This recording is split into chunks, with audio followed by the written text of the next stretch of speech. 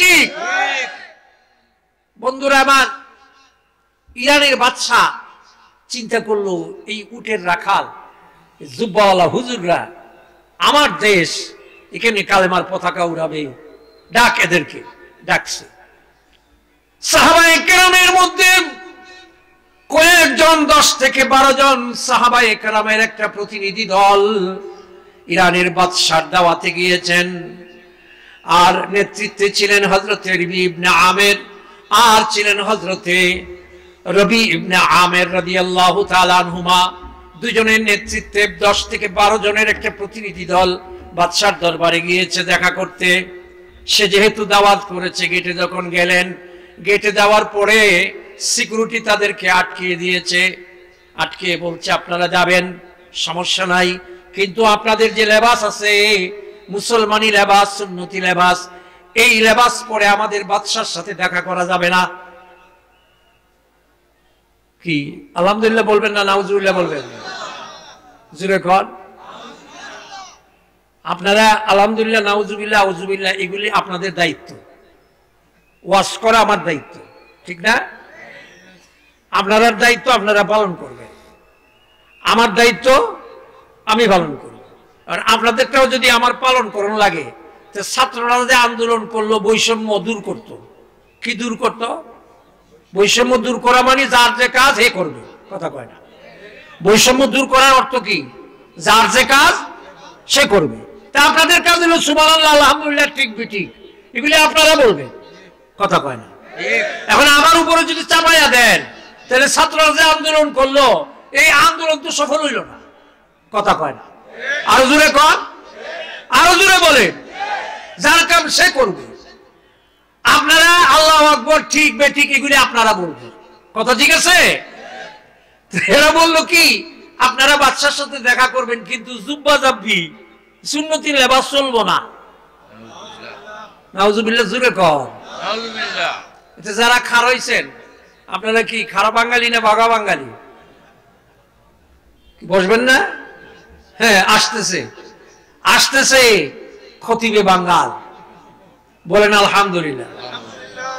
শাইখুত তাফসীর খুরশিদ কাসেমী, বলেন আলহামদুলিল্লাহ। জুড়ে খুশি না বেজার? একদম রাস্তায় চলে আসছে, এই জন্য আমি আগে আসছি। আপনারা একটু ভিতরে ঢুকেন, পরে জায়গাও পাবেন না। আমার সাথে যোগাযোগ আছে, বসে। আমি এই মাদ্রাসায় এসেছি 30 বছর আগে, একবার নয়। যে সময় আসছি তখন পারাবত প্রথম চালু হয়েছে, Parabat intercity train Dhaka to Sylhet প্রথম চালু হয়েছে, তখন এসেছি পারাবতে। এই মাদ্রাসার প্রিন্সিপাল মাওলানা ইউনুস আমার সমসাময়িক, উনি আমার বাসায় মহাখালী, ওই বাসায় গিয়ে আমাকে দাওয়াত করে এনেছেন। তখন তিনি নিজে আমাকে সেই কোলাউড়া থেকে, স্টেশন থেকে তিনি গাড়ি করে এখানে নিয়ে এসেছেন। আমি সেই লোক। আপনারা যারা এই প্রজন্মের, আপনারা হয়তো চিনবেন না, একটু আপনারা আমাকে সাপোর্ট করেন, একটু সহযোগিতা করেন। আমি যে বলি যে আপনারা বসেন, তো আপনারা যদি একদম আরো শক্ত হয়ে দাঁড়ান, তাহলে বলুন তো দেখি কথা কি মানা হলো? বলুন, আর আগে বলুন। আমরা দুনিয়াটাকে মানাইতে চাই, কিন্তু নিজে মানতে কথা বলে না।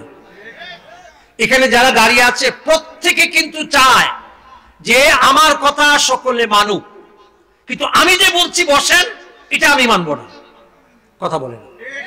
কথা বলুন, জুড়ে বলুন। আপনি গ্রামে যদি আপনার ছোট্ট একটা পিচ্ছিকে যদি বলেন, এই তুই আমার এই গ্লাসটা এনে দে তো, এক কাপ চা এনে দে তো, তো আপনি যে বললেন চা এনে দে, আপনার মনে হলো যে সেই কথা শুনবে, শুনতে হবে, না শুনলে আপনি বলবেন বেয়াদবের ঘরের সদ্য গোষ্ঠী বেয়াদব, ঠিক না? আর আমি যে বললাম আপনারা বসেন, একজনও বসলেন না, হাসেন। আপনি চান যে দুনিয়াটা সুন্দর হোক, কিন্তু আপনি সুন্দর হবেন না, এই তো কথা। অথচ কোরআন হাদিস বলেছে কু আনফুসাকুম ওয়া আহলিকুম, তুমি আগে ভালো হও, তারপরে তোমার পরিবারকে ভালো করো, তারপরে সমাজ, রাষ্ট্র, এলাকা, তারপরে। আবারও দাঁড়িয়ে আছে, দাঁড়াবেন কেন? আপনারা মাহফিলে যারা আসেন আপনারা কথা বলবেন না, হয় এখানে বসবেন না হয় চলে যাবেন। আবার যে সময় ওই জুনায়েদ আল হাবিব সাহেব আসবেন তখন আপনারা আসবেন, সমস্যা নাই। সবাই যে শুনতে হবে একজনের ওয়াজ এমন কোনো কথা না, কিন্তু বসতে হবে, দাঁড়ানো যাবে না। পরিষ্কার বলছি, আমাদের আল্লামা আনসারী রহমতুল্লাহ আলাইহি বলেন, রহমতুল্লাহ আলাইহি, এই বাংলাদেশের নয়, গোটা মুসলিম উম্মাহ হৃদয়ের স্পন্দন ছিলেন। তার কলিজার টুকরা ছেলে সাইফুল্লাহ আনসারী আসছে, তার কথা শুনবেন না? আমি যখন খেতে গেলাম তখন বলছে, চাচা আমার বাবার সাথে আপনি, ভালো করে শুনুন। আমি কাজীর বাজার মাদ্রাসায় মাহফিলে যখন প্রথম যাই তখন খুরশিদ কাসেমি সাহেবকে আমি নিয়ে গেছি, সেখানে সিরিয়াল ছিল রাত্রে মনে হয় 3টায় না 2:30টায় ওনার। তো আনসারী সাহেব উনি আমার অনেক জুনিয়র ছিলেন, কিন্তু আল্লাহ তাকে বেহেশতে আমার আগে নিয়ে গেছে। বলেন আল্লাহু আকবার, আরো জোরে বলুন আল্লাহু আকবার। বন্ধুরা আমার, তো যে কথা বলতেছিলাম, আবারও দাঁড়াইছেন আপনারা, আমি বুঝি না। ওই মিয়া, এই দেশের তরুণরা, আমি একটা জিনিস চিন্তা করলাম, 17 বছর বিএনপি, জামাত ইসলাম, কওমি মাদ্রাসার হুজুররা, জমিয়ত, খেলাফত, অমুক তমুক সব মিলে এই মাফিয়া শক্তিকে আমরা পারলাম না দেশ থেকে আমরা বিতাড়িত করতে, পরাজিত করতে। কিন্তু স্কুল কলেজের ছাত্ররা কেন পারল? এই কেনর উত্তর আজকে দিয়ে যাব। কেন পারল? কথা বুঝে আসছে? দেখুন, আমার দেশের এই এলাকার তরুণরা রাত সারা রাত ল্যাংটা ছবি দেখে, কথা বলেন, নেটের ভিতরে ঢুকে। আর ঢাকার ইউনিভার্সিটির ছেলেরা 50 জন মিলে একটা গ্রুপ করেছে। ওরা আমাকে বলেছে, আমার ছেলে ইউনিভার্সিটিতে পড়ে, হাফেজ মাওলানা একটাই ছেলে, এখন আবার বিউবি ইউনিভার্সিটিতে পড়ে। আমার মেয়ে সে হাফেজ, আবার বিসিএস ক্যাডার, সে ডাক্তার, সরকারি ডাক্তার। কথা ভালো করে শুনুন আমি কি বলি। এই তরুণরা কি দেখো নেটে, কি দেখো তুমি? আর ঢাকার যুবকরা কি দেখে জানো? 50 জন মিলে গ্রুপ করেছে ইউনিভার্সিটির ছেলেরা।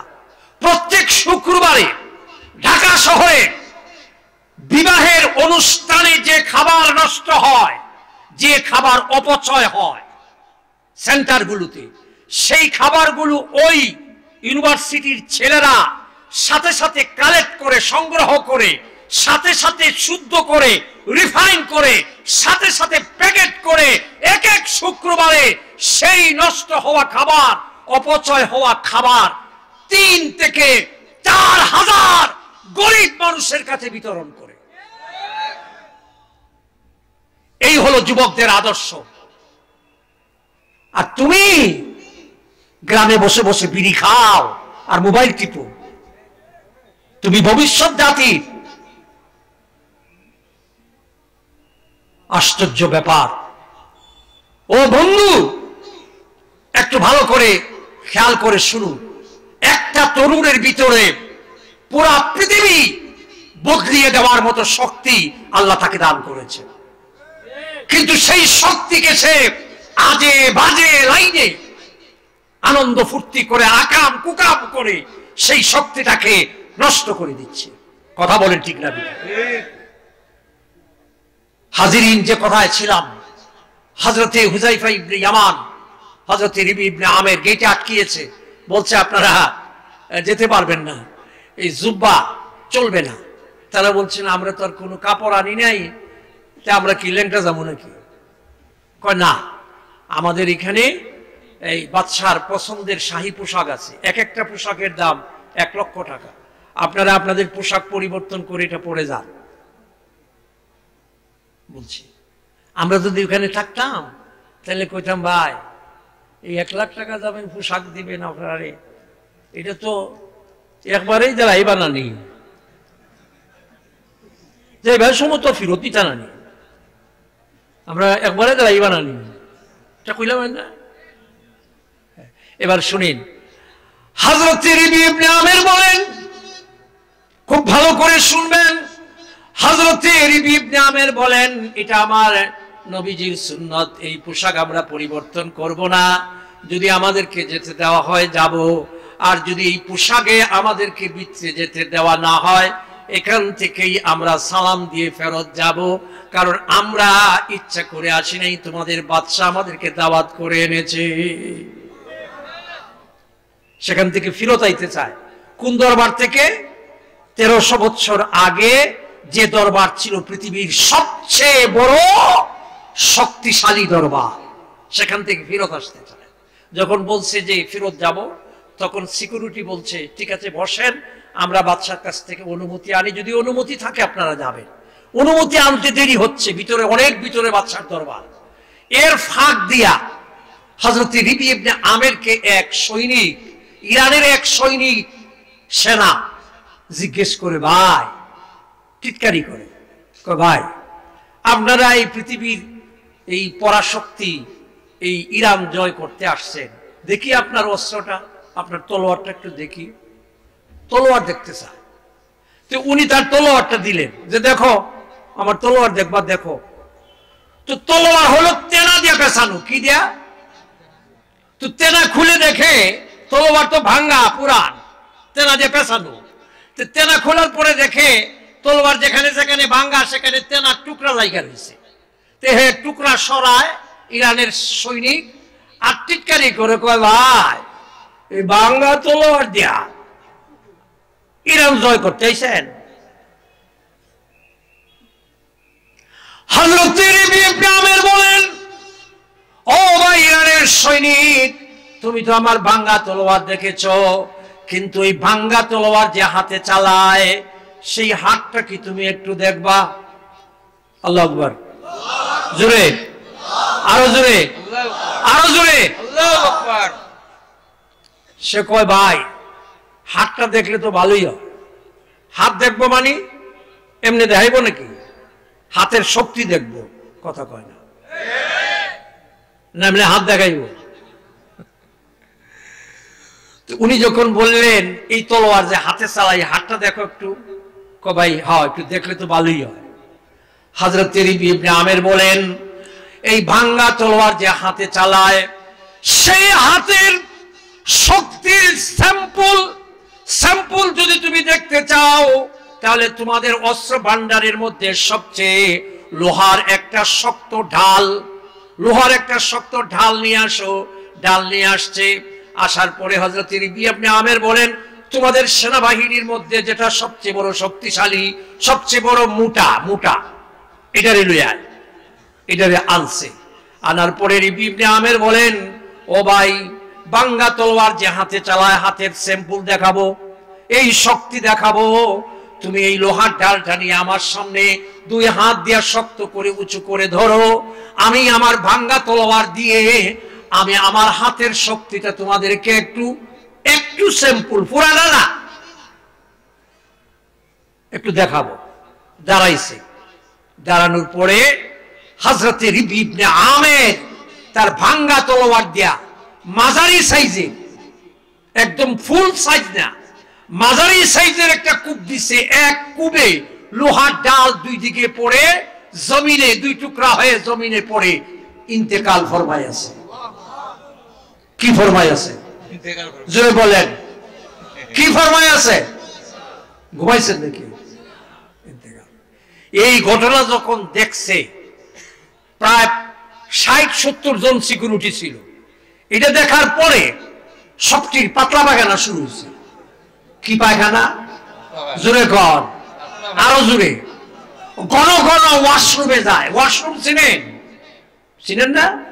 এই ওয়াশরুম আগে ছিল টাকটি, পরে হয়েছে পায়খানা, এরপরে হয়েছে বাথরুম, এখন হয়েছে ওয়াশরুম।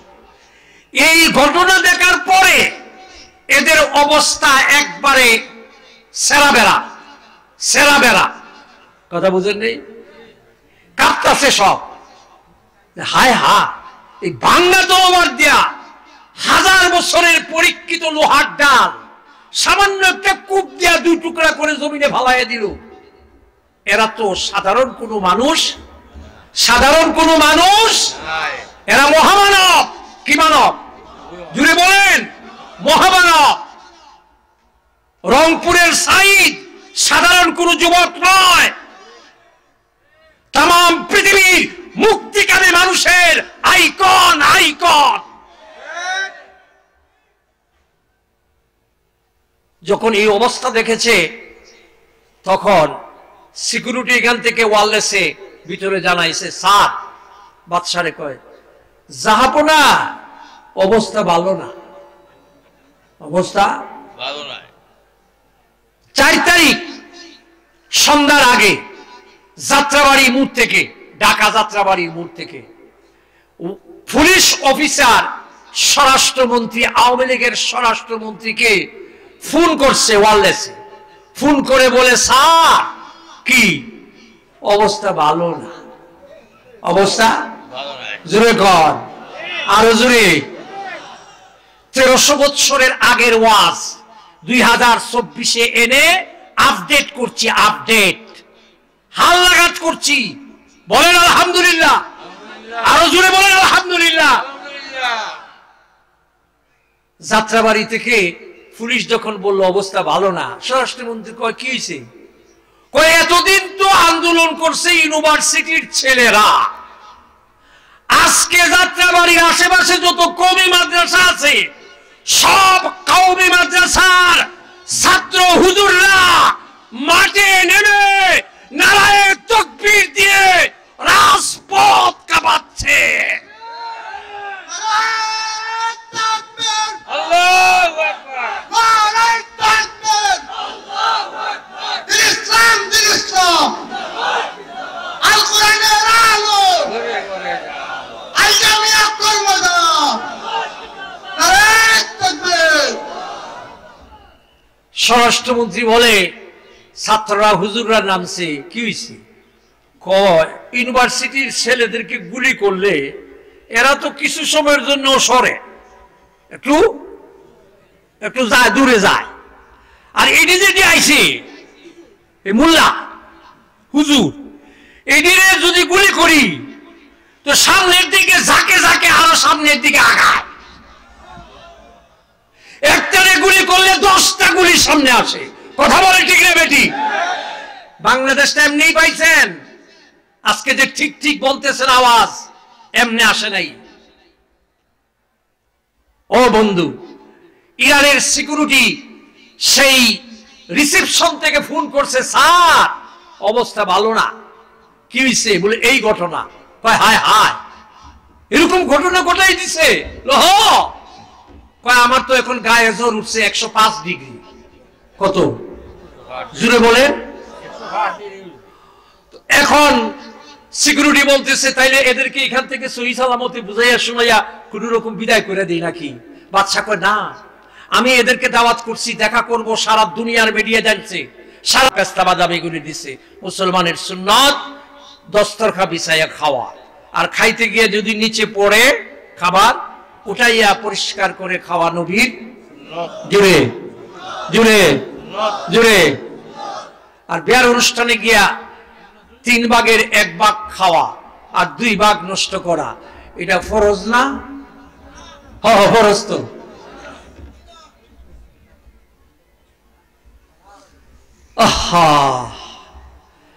এক সাহাবী নবীজিকে বলেন, ইয়া রাসূলুল্লাহ, ইয়া হাবিবাল্লাহ, আল্লাহ আমারে এত বরকত দিছে, টাকা রাখার জায়গা নাই। নবী বলেন, কি আমল করো? কয়, হুজুর, আমি একটা আমল করি, খাবার নষ্ট করি না।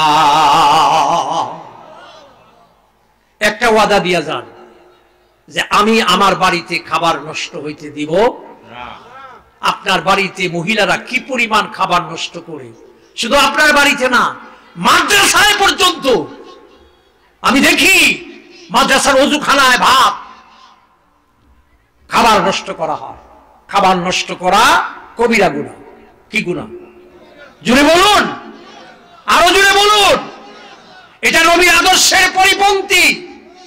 কথা বলেন, এটা সুন্নাহ পরিপন্থী কাজ। যাই হোক, হযরত রবি ইবনে আমের, হযরত হুযায়ফা ইবনে ইয়ামান খানা খাইতে বসছেন। বসার পরে খাবার খাইতে খাইতে একটা বাদাম নিচে পড়ছে। খাবারটা উঠাইয়া পরিষ্কার করে খাচ্ছেন। আরেকজনে বলে, ভাই এই সুন্নত আজকে থাকুক। কয় কেন?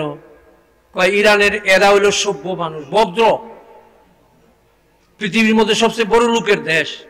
এরা যদি দেখে যে আমরা নিচের থেকে তুললে খাবার খাই, কইব এরা জীবনে মনে হয় খাবার দেখছে না।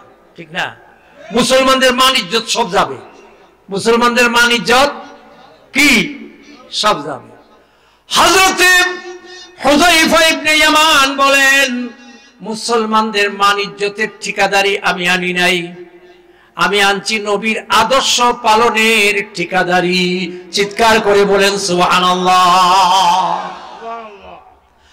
আতরুকুস সুন্নাতা হাবিবি লিহাউলাইল হুমাকাই।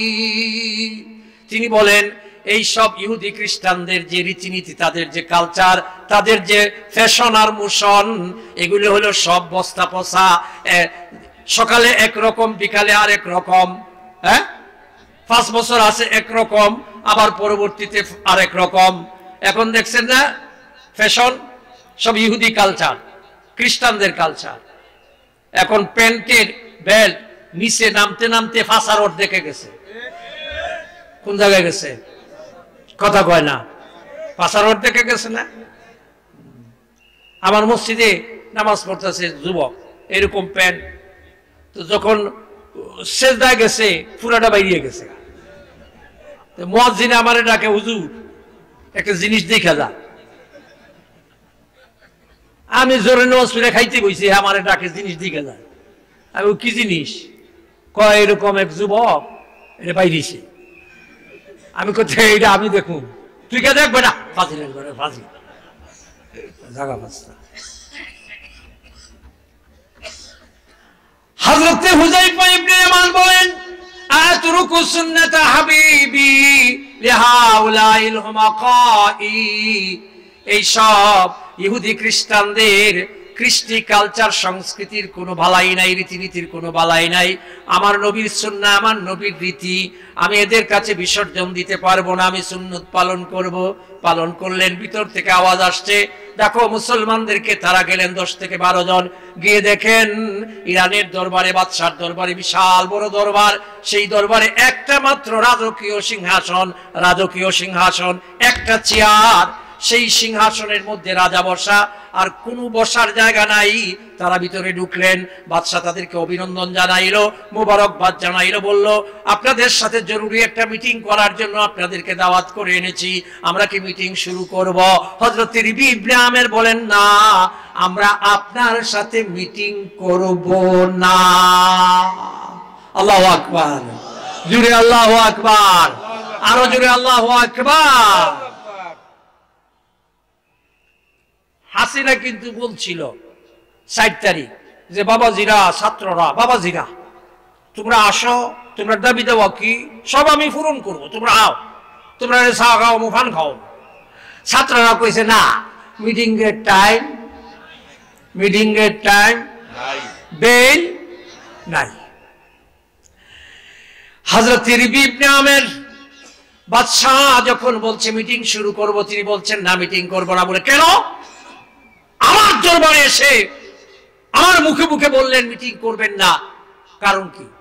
উনি বললেন আপনি একা চেয়ারে বসা, আপনি ইরানের প্রতিনিধি, আমরা আরবের প্রতিনিধি, 2 প্রতিনিধি সমান, আন্তর্জাতিক আইনে, কূটনৈতিক আইনে, নাগরিক আইনে, সাংবিধানিক ভাবে, মানবাধিকারের দিক থেকে, সব দিক থেকে সমান সমান। দুই পক্ষে সংলাপ হবে, টকিং হবে, আলোচনা হবে, মিটিং হবে, দুই পক্ষের মর্যাদা সমান সমান। আপনি একা চেয়ারে বসবেন, আমরা দাঁড়িয়ে আপনার সাথে বৈঠক করব। এই বৈষম্য, এই বৈষম্য বলেন, এই বৈষম্য বলেন, এই বৈষম্য আমরা মানি না। আমাদের ইসলাম মানে না, আমাদের কোরআন মানে না। আপনার সাথে আমরা এই অবস্থায় মিটিং করতে পারি না।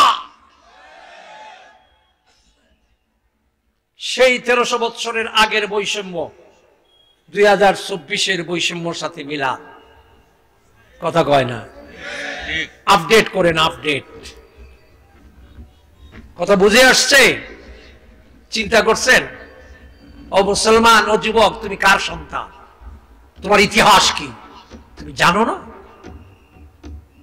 নায়ক নায়িকার সব খবর রাখো, ঠিক না? আহা, দেখো, ইতিহাস পড়ো, বেদায়া ওয়ান নিহায়া, কিতাবের নাম বলছি। রবি ইবনে আমের কি বললো, আরে বাপরে বাপ, আমি একটা পরাশক্তি, সুপার পাওয়ার ম্যান, আমার সামনে দাঁড়িয়ে উটের রাখা জুব্বাওয়ালা, ফাগরিওয়ালা এই হুজুর আমার যে কথা কইছি, এত আমার সাথে মিটিং করতে আসে নাই। হযরত রবি ইবনে আমের বলেন, আমরা ততক্ষণ পর্যন্ত আপনার সাথে মিটিং করব না যতক্ষণ পর্যন্ত আপনি যেরকম চেয়ারে বসছেন আমাদের প্রত্যেকের জন্য এরকম চেয়ারের ব্যবস্থা করবেন। আর যদি ব্যবস্থা না করতে পারেন তাহলে আপনিও আল্লাহর হস্তে আপনার তশরিফটা, কথা কয় না, আরো জোরে, আপনার তশরিফটা কুরসি, কুরসি বুঝেন তো? হ্যাঁ, মসনদ থেকে একটু, হ্যাঁ, হাসিনা সব করতে রাজি। 17 বছর তার কুরসি থেকে পাছা উঠাইতে, 17 বছর এই মসনদের সাথে সুপার গুলো দিয়া পাছা লাগাইয়া রাখছিল। ছাত্ররা এসে সেই সুপার গুলো সুদ্ধা সব ছুটাইয়া দিয়েছে। কথা বলুন, ঠিক না বেটি? বন্ধুরা আমার, খেয়াল করুন তো, হযরত রবি ইবনে আমের যখন বললেন এই কথা, বাদশা কয় কি, এই এরা তো মিটিং করতে আইছে না রে, এরা আইসা আমারে সাইজ করত। আল্লাহু আকবার, আরো জোরে। এই ছাত্ররা ঢাকা ঘেরাও কর্মসূচি দিছিল 6 তারিখ আগস্টের। কয় তারিখ? এই কথা বলে না কেন? ইতিহাস জানি না। আগস্টের কয় তারিখ দিছিল? 6 তারিখ। হাসিনা সুদ্ধা সব বিদায় করার জন্য ঢাকা ঘেরাও আন্দোলন দিয়েছিল আগস্টের 6 তারিখ। কিন্তু এই 6 তারিখের কর্মসূচি 3 তারিখ বসে একদিন আগায়া 5 তারিখ দিছে। কয় তারিখ? জুড়ে গণ, আরো জুড়ে। আগাইছে না পিছাইছে? হাসিনা যখন জানছে যে এটারে আগাইছে, হাসিনা তখন তার খাস বক্তবৃন্দ, খলিফা যারা আছে, মুরিদ টুরিদ, এদেরই লইয়া বইয়া মিটিং কইরা কয়, কাওয়া কাদের সহ সবটির লইয়া মিটিং কইরা কয়, ছাত্ররা 6 তারিখ দিছিল না? কহ, এটা 5 তারিখ আনছে কেন?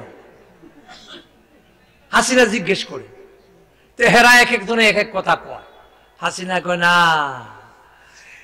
5 তারিখ যে আনছে এটা কর্মসূচি না, এটা হইলো আমারে বিদায়ের বন্দোবস্ত। 1300 বছর আগে ইরানের বাদশাহ বলছে, এরা তো যে কথা বললো তাতে আমার সাথে মিটিং করতে আসে নাই, সাইজ করতে আসছে, বেজ্জত করে বের করে দিয়ে অর্ডার দিয়েছে সিকিউরিটিকে যে এই রবি ইবনে আমের যিনি কমান্ডার ছিলেন, কয় তার মাথায় এক টুকরি মাটি দিয়া, মাটি বইয়া এক টুকরি মাথায় দিয়া তারে গেট থেকে বের করে দে। যখন মাথার মধ্যে মাটির টুকরি দিয়েছে রবি ইবনে আমেরের, আর যখন তাদেরকে ঘর থেকে গেট আউট করে বের করে দিচ্ছে, হযরত রবি ইবনে আমের দরজার সামনে চৌকাঠে দাঁড়াইয়া বাদশার চোখের দিকে চোখ রেখে আঙ্গুল তুলে বলছিলেন, মাথায় কিন্তু মাটির টুকরি, বলছিলেন, বাদশাহ বড় টেনশনে আসলাম। কিসের মধ্যে আসলাম? আমরা গরিব মানুষ, এত বড় দেশটা কেমনে জয় করব, অস্ত্রশস্ত্র নাই। কিন্তু আল্লাহর কি রহমত, যে ইরানের মালিক, হেই ইরানরা, ইরানের মাটি আমরার কাছে সমঝাইয়া দিছে।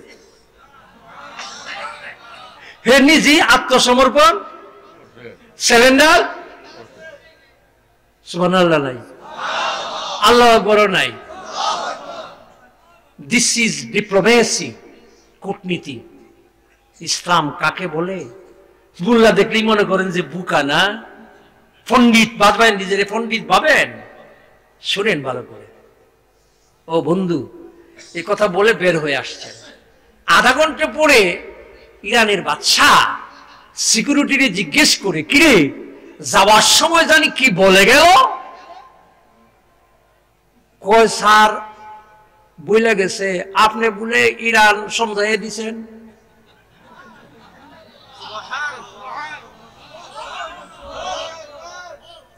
আমি কেমনি সমঝাইলাম? কই যে মাটি দিছেন, দেশের মাটি দিয়ে দিছেন না, কিন্তু দেশেই সমঝাই দিছেন। এই কথা কয়ে গেছে, তাড়াতাড়ি যা মাটি ফেরত লই আয়।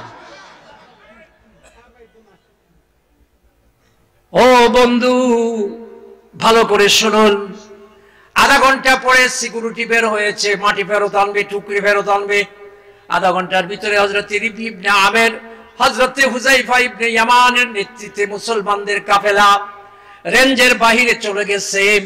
এই ঘটনার মাত্র 1 মাসের মাথায় পারস্য সাম্রাজ্য মুসলমানদের হাতে পরাজিত হয়ে ইরানের ঘরে ঘরে কালেমার বিজয়ী পতাকা পথ করে উড়েছে। সম্ভব হয়েছিল কেন? তাদের কথায় পৃথিবী, তারা পুরো পৃথিবীর ইহুদি খ্রিস্টান এদেরকে কান ধরে উঠিয়েছেন আর বসিয়েছেন। কথা বলে ঠিক না? তাম পৃথিবী মুসলমানদের কথা শুনেছে। আর আজকে আমাদের ভিতরে কোরআনও নাই, সুন্নাহও নাই, নবীর আদর্শ নাই, যার কারণে আমার বাড়ির কুত্তা হেঁটেও আমার কথা শুনে না, কথা কয় না। কুত্তায় যদি বেওয়ায়, আপনি যদি করে হেই হে আরো কবে কথা কয় না। কারণ আমি তো আল্লাহর হুকুম মানি না, আমি তো নবীর তরিকা মানি না, আমার ধমক কেন শুনবে? এই জায়গায় আসেন, এই নবীর তরিকা বিশ্বাস করেন, এখানে আসেন, ফজর থেকে শুরু করেন, ঘুমানোর আগ পর্যন্ত এই ক্যাম্পাসের ভিতরে যতগুলি ছেলে মেয়ে থাকে আপনি পর্যবেক্ষণ করেন। আমি চ্যালেঞ্জ করে গেলাম, পর্যবেক্ষণ করেন, দেখেন তাদের জীবনের রং কেমন, চেহারা কেমন। দেখবেন ঘুম থেকে উঠে শোয়ার আগ পর্যন্ত প্রত্যেকটা মুভমেন্ট, প্রস্রাব, পায়খানা, নামাজ, কালাম, উঠা বসা, খাওয়া দাওয়া সব নবীর তরিকার উপরে চলছে। কথা বলুন ঠিক না বেটি? এলাকার মানুষ আপনারা যে ভালো আছেন, এখানে এই তরিকার প্র্যাকটিস চর্চা হচ্ছে, যার কারণে এই সুন্নতের বরকত, এই কোরআনের বরকত আপনাদের আশেপাশে ছড়াচ্ছে। কথা বলেন ঠিক না বেটি? জোরে বলেন ঠিক না বেটি? এই মাদ্রাসার বয়স হয়েছে কত জানেন? কত? ৬৭ বৎসর যাবত। কথা ভালো করে মনে রাখবেন। হ্যাঁ বাপরে, বহুদিন যাবত খেদমত করতেছে। এখন হুজুরে দিয়া ৪০ জন হুজুরে জমা করছে। খেদমত করতে করতে আর ভালো লাগে না, প্রস্রাব করে, পায়খানা করে, বিছনার মধ্যে আর কত ওষুধ দিতে ভালো হয় না, সুস্থ হয় না, মরেও না। এরপরে বড় হুজুরে খতমে ইউনুস জালালি খতম ৪০ জনের দাওয়াত দিছে। খতম টতম পয়রা শেষ, হুজুরে দোয়া করব। কানে কানে গিয়ে কয় এই দোয়াটা করবেন যাতে হায়াত যদি না থাকে আল্লাহ যেন ইমানের সাথে, কথা কয় না ঠিক না? হুজুর দোয়া করছে, ইমানের সাথে উঠাই দিচ্ছে। বিরক্ত হয়ে গেছে তো, হ্যাঁ মনে করছে বিশাল লোকসান থেকে বাঁচলাম, বিশাল লোকসান থেকে বাঁচলাম। যেদিন মরছে এর পরের মাসে গরু মরছে ৩টা। কয়টা? কথা কয় না। 3টা। বাপ থাকতে কোনো রকম কষ্ট নষ্ট করে ইউরোপ পাঠাইছিল এর বাইরে। এতদিন পর্যন্ত দেশের পরিবারের সাথে যোগাযোগ আছিল, এখন আরেক মাইয়ার সাথে লাইন কইরা এইদিকেই যোগাযোগ, বাড়িতে আর কোনো যোগাযোগ নাই। লোকসান থেকে বাঁচছে না লোকসানও পড়ছে? কথা কয় না। আগে খেতে ধান হইতো, এখন খেতে ধানের মধ্যে বরকত। ও বন্ধু, আহা, এই মাদ্রাসাগুলো দেখেন, এক ছোট্ট বাচ্চা মাদ্রাসা গেছে, তার বাপ আবার অফিসার, বড় অফিসার, 1 লাখ টাকা বেতন, ফার্স্ট ক্লাস অফিসার। তো হে জানে না যে তার ছেলের যে মাদ্রাসায় দিচ্ছে। গ্রামে আসছে ছুটিতে, ঈদের ছুটিতে, আইসা দেখে তার ছেলের গায়ের মধ্যে জুব্বা, পাঞ্জাবি, মাথায় টুপি। দেখে তার মেজাজ খারাপ হয়ে গেছে, হায় হায়, আমার ছেলে পড়বে ইংলিশ মিডিয়ামে। কথা কয় না? হ্যাঁ, আমার ছেলে দিছে খয়রাতে পড়া, এই লিল্লা কুর বানাইতো। মেজাজ খারাপ হয়েছে, বউর সাথে ঝগড়া লাগছে। বউ কইছে যে আমাদের এলাকায় যত স্কুল টিস্কুল আছে খবর নিছি, দেখছি যে কর্মদা মাদ্রাসায় নুরানি, এই যে আমার ভাতিজা সাইফুল্লাহ আনসারি আসছে। আপনারা আলহামদুলিল্লাহ বলে, আরো জোরে। কথা শেষ করছি। তো এখন আমার ছেলে মাদ্রাসায় দিছ কেন? বউ কয় আমি খোঁজ খবর নিছি, এই কর্মদা মাদ্রাসায় নুরানি বিভাগে 3 বছরে যা পড়ায়, আশেপাশের স্কুলে 5 বছরও এগুলি পড়ায় না। ঠিক না বেঠিক? জোরে বলেন। আচ্ছা ঠিক আছে, তুমি যখন মানে ইয়ে করছো, ঢাকাতে বাসা টাসা নিলে তখন নিয়া ঢাকায় নিয়ে ইংলিশ মিডিয়ামে ভর্তি করে দিও। আর এখন পড়ো এখানে। তখন বাড়িতে আইসি ঈদের ছুটিতে, এখন ছেলে বাপের আব্বা নানার বাড়ি যাব। তো 3 জন রেডি হয়েছে, মাও রেডি হয়েছে, বাপও রেডি হয়েছে, ছেলেও রেডি হয়েছে। ছেলে যাবে কই? আর ছেলের বাপ হ্যাঁ নানার বাড়ি যাব। হ্যাঁ, আচ্ছা। আর মা যাইব কই? 3 জন যাইতেছে। রাস্তায় গিয়া পিচ্ছি মানুষ তো কইছে বাদাম খাম। বাবে বাদাম কিনে দিছে। তো বাদাম খাইতে খাইতে নিচে পড়ছে। ও হুজুরে কর্মদা মাদ্রাসা নুরানি হুজুরে শিখাইছে নবীর সুন্নত, যে খানা যদি নিচে পড়ে উঠাইয়া পরিষ্কার করে খাওয়া নবীর। হে বাদাম তুলতে গেছে, হের বাপে দিকে কয় সি সি সি সি সি, বাবা তুমি এত অভদ্র, আনকালচার। যেটা মাটিতে পড়ে যায় সেটা পচা, এটা খেতে নাই। তোমার বাদাম কয় বস্তা লাগবে? তোমার বাপে কি টাকা কম কামায়? ছেলে বলছে আব্বু হুজুরে আমারে শিখাইছে, এটা নবীর সুন্নত। হায় হায় হায় হায়, মাথা নষ্ট করছে। তার যাই হোক, এই কথা বলতে বলতে সামনে গেছে। শ্বশুর বাড়ির আগে খাল আছে, খালের উপরে সাঁকু, কার্তিক মাস একটু একটু বৃষ্টি হয়। তো এখন এই পিচ্ছির মামা 3 জন বাগনারে, বাগনার বাপেরে, মায়েরে রিসিভ করার জন্য এই বাড়ির সামনে খালের পশ্চিমে দাঁড়ায় রয়েছে। এখন সাঁকু পার হইতে গিয়া পিচ্ছির মা পা পিছলিয়া নিচে পড়ছে পানি এবং কাদার মধ্যে। এখন অফিসার পিচ্ছির বাপ গেছে তার মারে তুলতে। পিচ্ছি কয় বাবা সি সি সি সি সি, বাবা তুমি অভদ্র, আনকালচার। যেটা মাটিতে পড়ে যায় সেটা পচা। তোমার মা কয়টা লাগবে আমি কিনে দেব। এবার বাপ কয় দেখছস তোর মামারা দাঁড়ায় আছে খাল পারে বাড়ির সামনে, হেরা যদি দেখে তার বোন রে প্যাকের মধ্যে পানির মধ্যে তুই আমরা 2 জন গেছি, মুরগি রান দিব না। পিচ্ছি কো কি দিব? জুতা দিয়ে ফাঁসা লাগাব, ফাঁসায়। এবার পিচ্ছি ওয়াজ করে, ও আমার আব্বা, আমার এই 3 মামার সাথে আমার মায়ের সম্পর্ক, ভাই বোনের সম্পর্ক, ভাইদের সামনে বোনকে যদি বেকদরি করেন, অবমূল্যায়ন করেন, পানিতে আর কাদার মধ্যে যদি রেখে যান, তাহলে মামারা আপনাকে মুরগির রান দিবে না, আপনাকে জুতার বাড়ি পাছায় দিবে। বাদামের সাথে আল্লাহর সম্পর্ক হলো, আল্লাহ হলেন রাজ্জাক, বাদাম হলো রিজেক। কথা বলেন ঠিক না বেটি? সেই রাজ্জাকের রিজেককে যদি কেউ নষ্ট করে, কিয়ামতের দিন আল্লাহ জান্নাতের মুরগা দিবে না, জাহান্নামের জুতা দিয়া পাছায় লাগাবে। কথা বলেন ঠিক না বেটি? কথা শেষ। এই মাদ্রাসাগুলোতে সুন্নত শিখায়। আমি আয়াত পড়ছিলাম, ওয়া মাইয়ুতিইল্লাহ ওয়া রাসূলাহু ফাকাদ ফাজা ফাওজান আযীমা। একটা হলো আখিরাতে ওয়া মান যুহযিহা আনিন নার ওয়া উদখিলাল জান্নাতা ফাকাদ ফাজ। একটা তো আখিরাতে চূড়ান্ত কামিয়াবি, আর দুনিয়াতেও সাহাবায়ে কেরাম কিভাবে কামিয়াবি আর বিজয় অর্জন করেছেন সামান্য কিছু কথা বললাম। আসুন আমরা আলেম উলামাদের সাথে কোরআন আর সুন্নাহ যেখানে আছে এবং সেই কোরআন সুন্নাহ দিয়ে নিজেদের জীবনকে পরিবর্তন করি। আল্লাহ তৌফিক দান করুন। আমিন। ওয়া আখির দাওয়ানা আলহামদুলিল্লাহি রাব্বিল আলামিন। আসসালামু আলাইকুম ওয়া রাহমাতুল্লাহি ওয়া বারাকাতুহু। মাশাআল্লাহ, আলহামদুলিল্লাহ।